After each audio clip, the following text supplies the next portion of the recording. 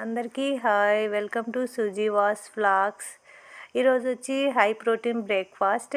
అందుకు కావాల్సింది పన్నీర్ ముక్కలు, క్యాప్సికము, క్యాబేజీ, టమోటా ఇలాంటివి అయితే కావాలి. ఇంకా కొన్ని వేసిన ఇంగ్రీడియంట్స్ అవి చూడండి, లాస్ట్ వరకు తెలుస్తుంది.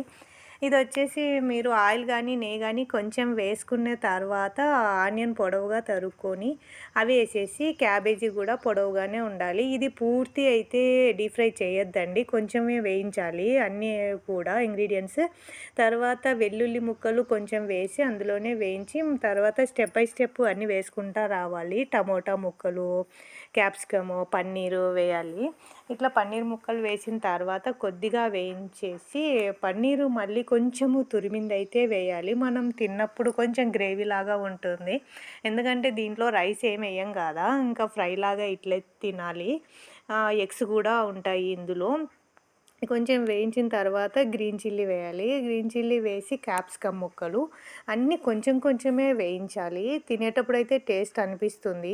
తర్వాత మాకు 3 మెంబర్స్కి 4 ఎగ్స్ అయితే తీసుకున్నాను. 3 ఎగ్స్లో పూర్తి ఎల్లో తీసేయాలి. ఓన్లీ 1 ఎగ్లో మాత్రమే ఎల్లో వేసి ఇట్లా బీట్ చేసేసి ఫ్రైలో వేయాల్సి ఉంటుంది. తర్వాత కొంచెం ఫ్రై అయిన తర్వాత అది రెడ్ చిల్లీ పౌడరు, కొంచెం గరం మసాలా అయితే వేయాలి.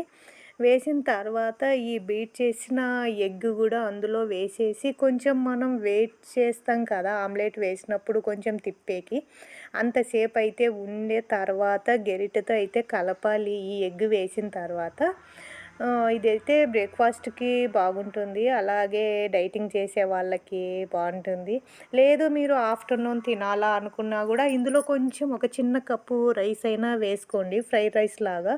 లేదు బ్రేక్ఫాస్ట్కి కావాలా అంటే మీరు ఇట్లా డైరెక్ట్గా సాల్ట్ వేసుకొనేసి అట్లా తినేసేయచ్చు.